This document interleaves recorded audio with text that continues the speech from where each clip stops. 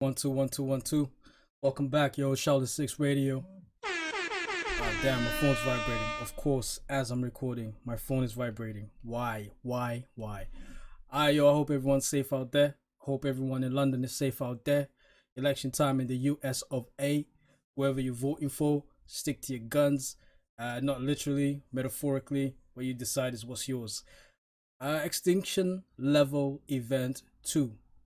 The Wrath of God. Busta Rhymes. Busta Rhymes had that weird phase where he decided to sign to YMCMB, and I never understood it. Why would you sign to someone? You have been around longer than Lil Wayne, and yet you haven't even signed to Cash Money. You have signed to the guy that signed to Cash Money, that's signing other guys, Busta. And this is what I have a problem with.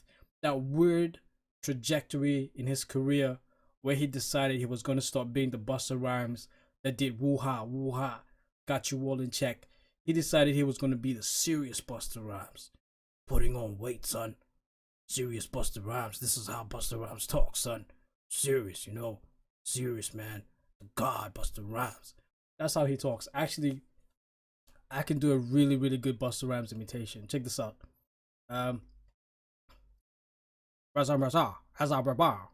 As I combine, right? Pretty sick Busta Rhymes imitation. Yo, it's Busta Rhymes in the jar. Yo.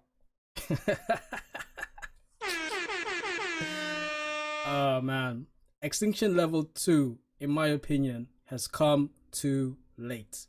Extinction Level 2 should have come at the time after Busta Rhymes left Aftermath. This is when this album should have come. Don't get me wrong, this is Busta Rhymes, a lot of Busta Rhymes, and a whole lot more Busta Rhymes, but it has come at a time when it's just too late, Busta. This flow that you're going with on this album, it is too late. You should have dropped this after you left Aftermath. You should have done that.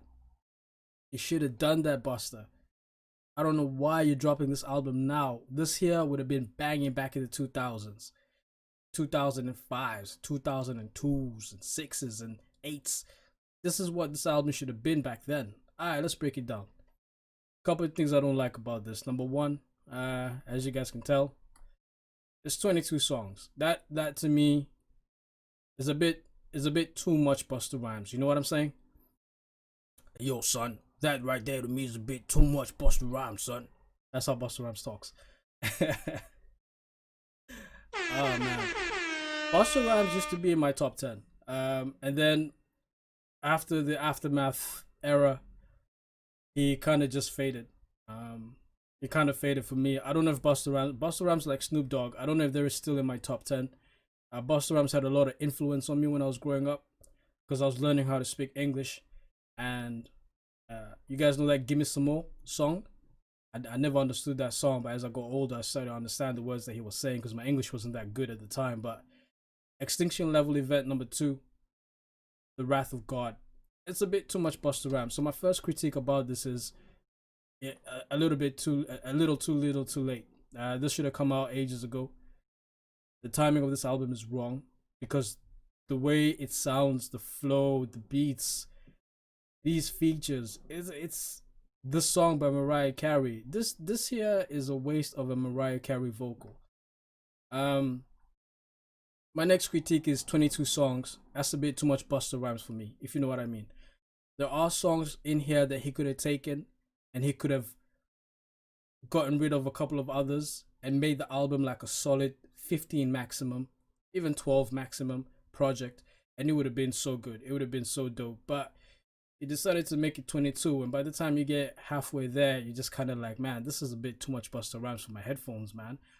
I always listen to an album about 3 times, and this was exhausting. This was more exhausting than when I was listening to the Dave East album. The Dave East album was very, very exhausting for me to listen to because I can't even front, man. I'm not a Dave East fan, but I gave him the benefit of the doubt because someone in the comment section came to me and was like, yo, nobody even talks about Dave East like that because Dave East is fire. So I said, all right, cool. I'll listen to some Dave East. What songs do I like from this album? What songs do I like? Slow Flow. This one right here. Oh my god. You don't understand. Listening to ODB's vocals is something entirely different.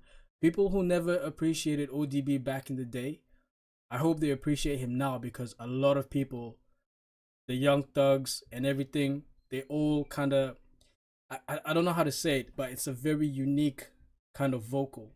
Um, and when he says introducing, yo, fuck that nigga's name, I was like, yo, I felt that. Let me see if I can play it for you guys without getting the copyright claim. Ooh.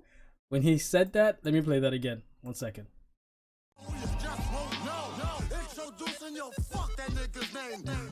When ODB said that, I felt that, man, because too many people out here think they're nice, man. They whack as hell. Introducing. Nah, we don't want that. It's a bit too much Busta Rhymes for me. The intro with the let's do it song by song. Intro with Chris Rock. Yeah, shout out to Chris Rock. The Purge. I don't know what message he's conveying in The Purge. Is he telling us to burn shit down? Or is he telling us to unify? Or is he telling us to vote? I don't know what he's saying in The Purge, man. It sounds like some anarchy type shit. Strap yourself down. I don't care for it. Guys, by the way, the beats on this are from the 2000 era.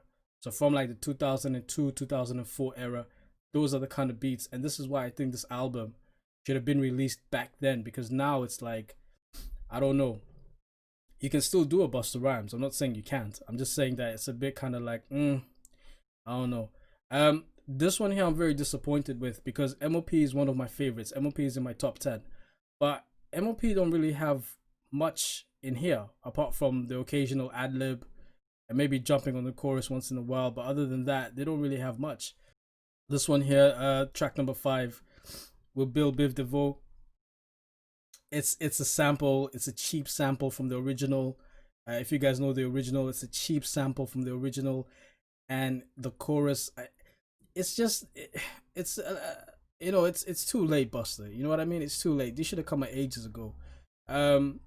This here is an interlude, is what it's referred to as. Minister Farrakhan, Don't Go, Q-Tip, Boom. All of these songs, none of these here are memorable. And then you get down here to this one here, number 11. No one cares about this. No one cares about this. First off, Rick Ross is trash. Rick Ross is trash. Nothing that comes out of Rick Ross's mouth is true. This is a parole officer who, by the way, if you want to check me, I'll check you back. Tell me one time when the police, when there was police brutality against black folks, and Rick Ross spoke about it. You wouldn't be able to name me that time, because he never does. Isn't that strange? Isn't that so strange that whenever there's some kind of police brutality, whatever it is, Rick Ross is nowhere to be seen. So I don't particularly care for that right there. It doesn't really do much for me. This one here, 12, Anderson .Paak. I thought that was great. I thought the Anderson .Paak joint was great. It was different. It adds something else to it. We go down the Vibes Cartel one, that was lazy. Best I Can, that was dope, because it was something. I always say that I love it when people touch on things that are personal to them. I think touching on child support and touching on the child having the parents separate and how that can affect not only the child but them mentally, I think that's really, really dope. Number 16 is a waste of a Mariah Carey vocal, if you ask me. And then you keep going down. I don't know why the Kendrick Lamar song is that low, because obviously Kendrick adds an element to it.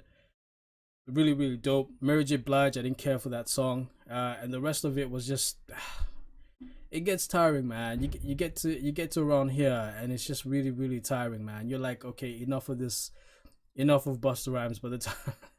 And I had to listen to this 3 times before I could make this, because I like to form a solid opinion before I come here. Shaolin 6 Radio, man, this is what we do. If you want my honest opinion, this is a bit too much Busta Rhymes for me. Yo, it's Busta Rhymes, and yeah. Ah, man, I could do a Busta Rhymes impression. Hold on, let me. Whoa, As a combine, bring it back up. I can do a Busta Rhymes impression, man. I can do a Busta Rhymes impression. I know I can. I know I can. I've just gone blank, but I can do a really really dope Busta Rhymes impression. Right. Pros. The pros of this is some of the features. So the Anderson Pack feature, that's a pro. ODB. I'm always down for an ODB feature. Anderson Pack. So by the time you get to number 12, I think this is what saves the album from you falling asleep at the wheel. Rhapsody over here with the number 15.